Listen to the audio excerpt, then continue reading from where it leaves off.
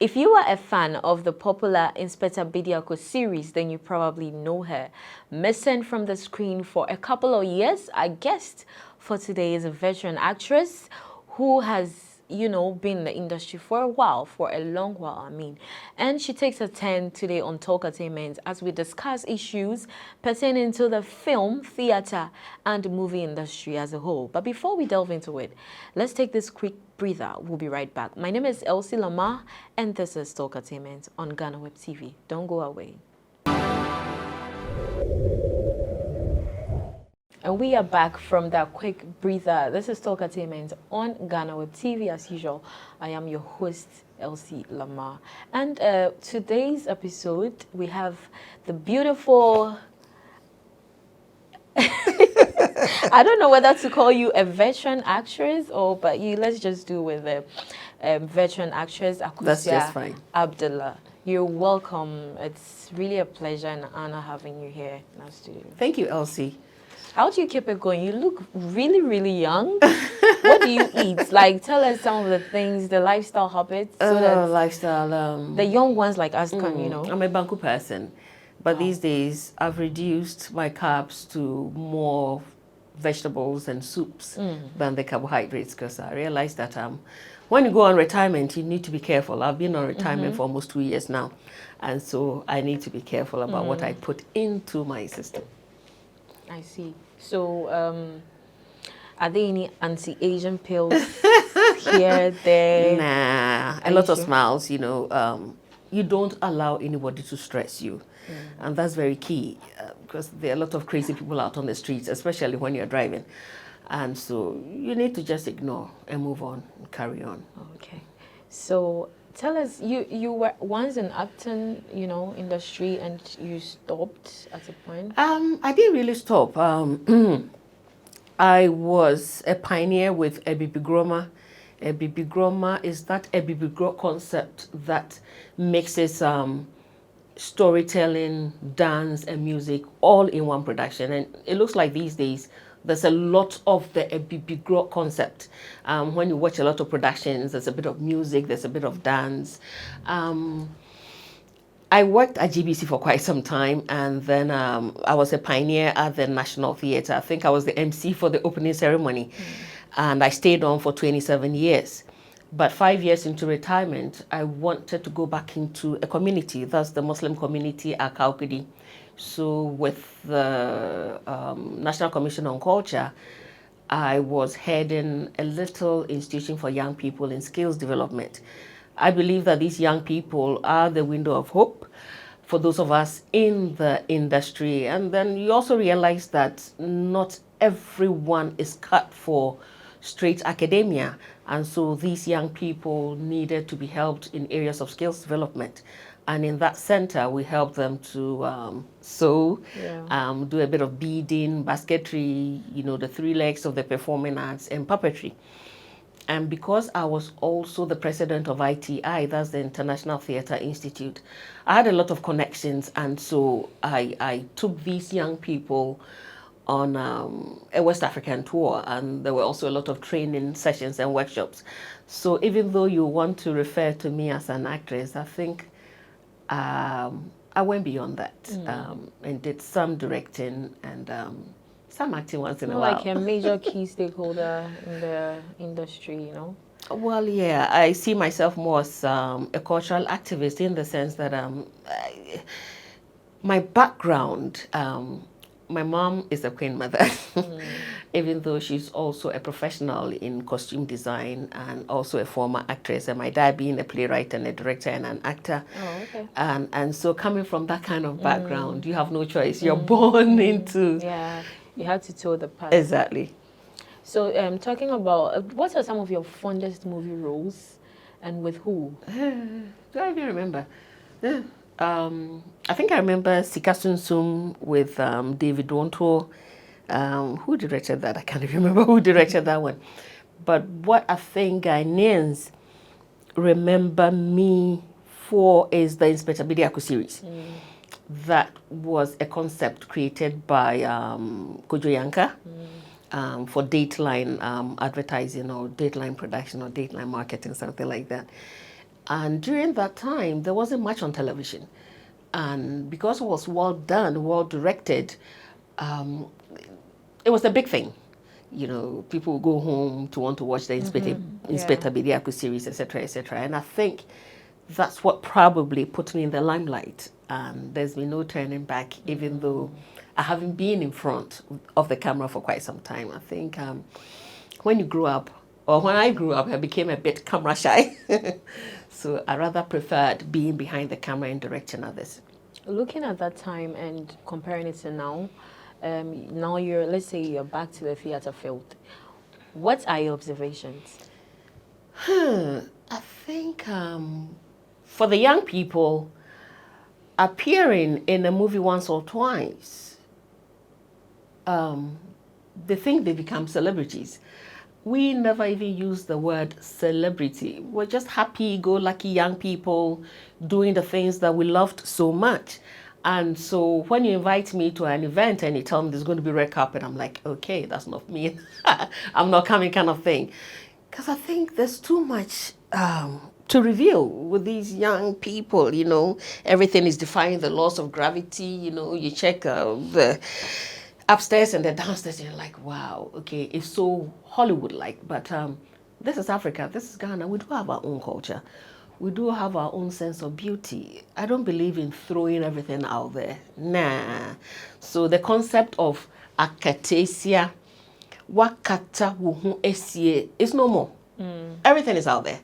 And so there's nothing to really look forward to, because everything is out there. And so at the end of the day, the thigh thing, the backside, you know, the cleavage is all gone, kind of thing. But hey, that's somebody's happiness, but I don't really gel with that kind of thing.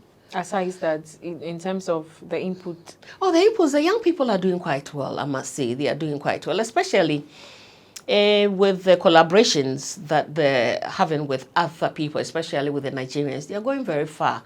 And with institutions such as the National Film and Television Institute, where these young people learn the rudiments of directing, editing, etc., etc.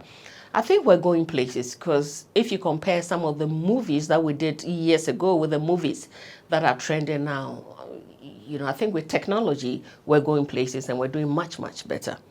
Okay, so let's go back to when you initially started the whole theater acting thing. What was the inspiration behind you going to do theater? I think in my case, I was born into theater as a 3-year-old.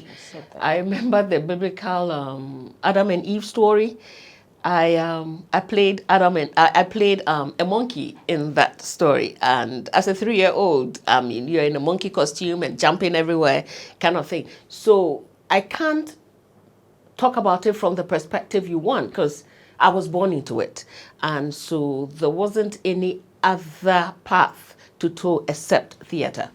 Would you say theater is kind of like a retirement go-to for actors? Because I've seen the likes of Edina Matachi and all that. Oh, they're still doing very well on stage. And I think the motivation is coming from other countries, because when you want an adult, you don't seem to now want to make a young person up. Unless there's a transition, that person needs to metamorphose into that age. Then you know you have to do a lot of makeup. But for the Nigerians, when they want an elderly person, quickly they do go for an elderly person. They don't look for a 30-year-old who is made up. And so now in Ghana, I think we're also taking advantage of that, and we're using the older generation, the Abiadachis, the Edinam, Atachis, the Jifaglikbues, etc., the Fred Amugis, to play the old person roles, and they're doing quite well. I think they're doing quite well there. Speaking of the veterans, what exactly is going on? Because in recent times you get to see this person. Last was this actress Beverly Afaglo's birthday. She paid a visit to this actor William Ado.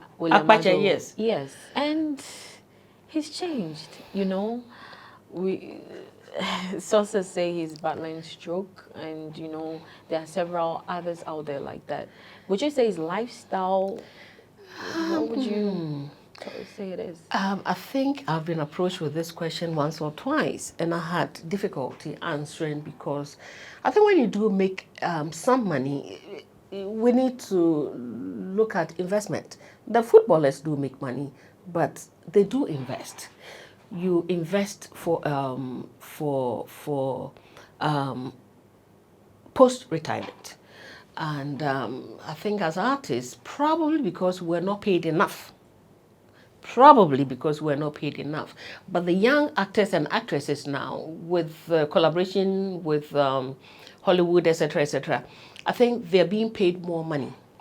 And so they're able to, for lack of a better word, invest for their post-retirement. But during our time, you could do a production and probably earn like 1,000 cedis, and that is just transport.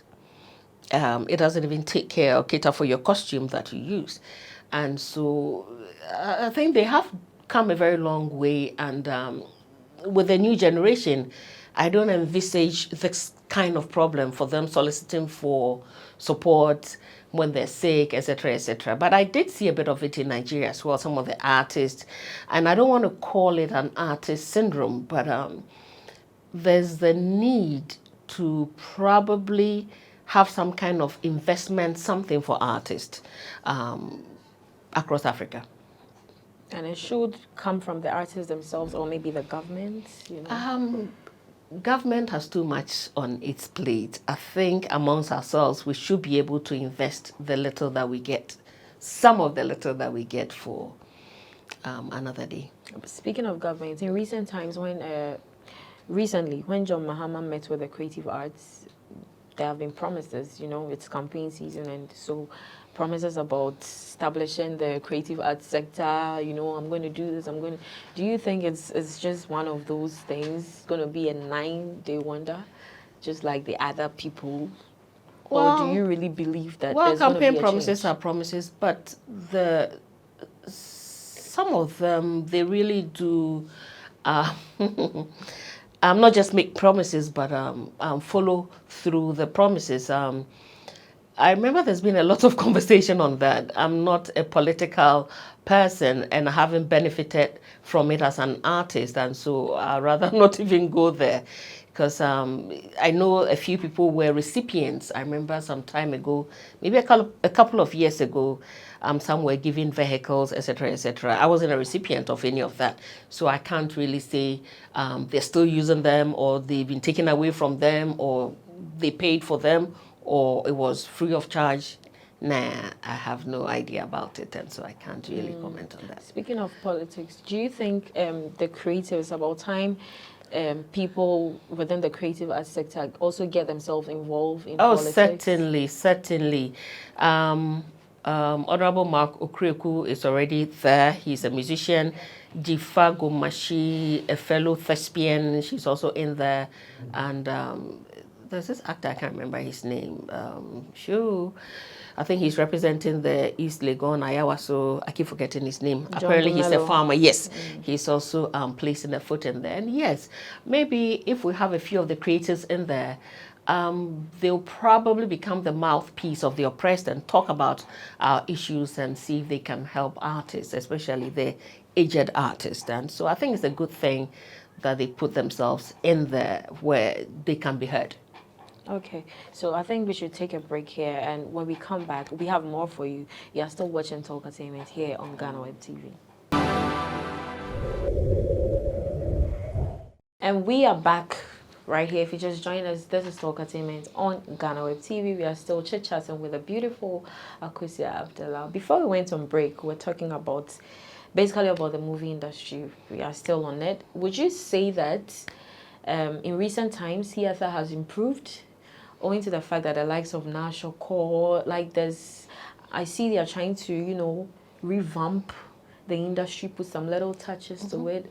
What are your observations about that? I think the theatre scene has become a very vibrant one. There's almost like a renaissance in theatre.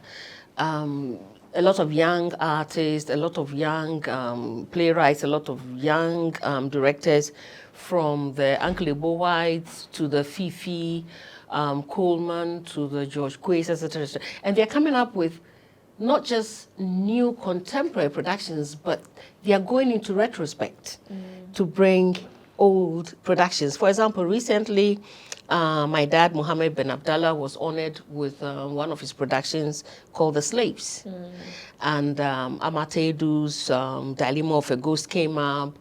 Martin Usu also, the dilemma, the legend of Akushka also came up. And so you realize that there's this new vibrancy and there's a renaissance, and young people who are 25, 30 years, they haven't been part of that theater tradition. And so all of a sudden, they're able to afford and come to the theater and watch.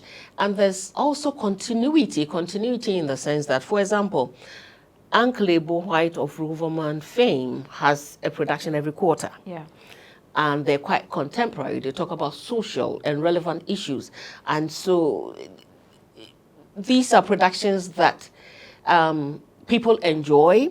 There's too much stress in in the country, not just in Ghana, but globally as well. And there's also Globe Productions by Latif Abubakar. And so there's a lot of productions. And when you go outside of the National Theatre, there are community theatres, school dramas, etc., etc. If you go into the secondary schools, there are literature textbooks that put into platform for these children to have a better comprehension of the textbook.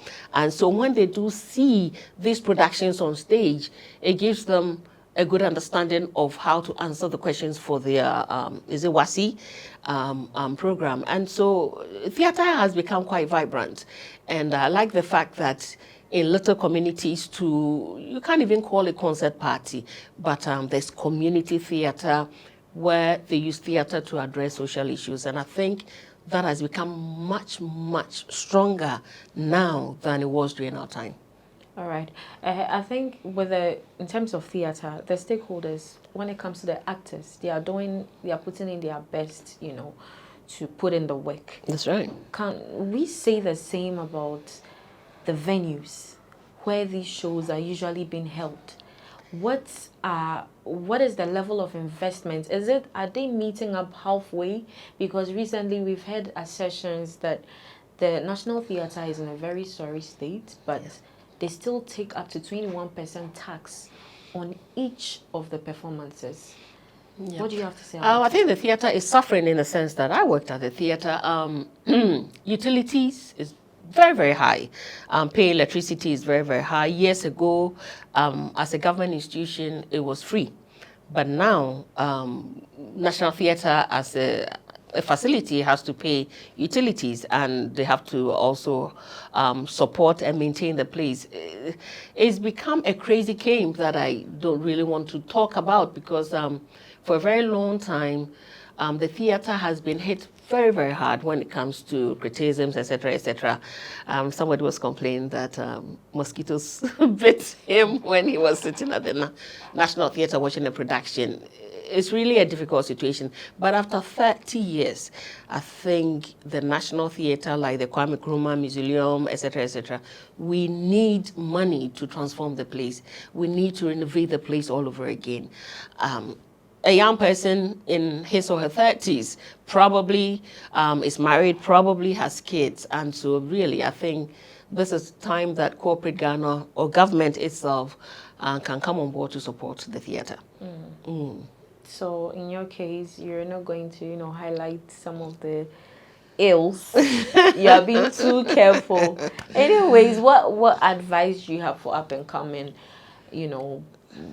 people who want to venture into creative arts, stage play, acting, film? I think commitment is key, discipline is key, humility is definitely a must, because I was telling somebody the other day that these young people appear in a movie or two and all of a sudden they want to be addressed as celebrities. I think work on your own creativity.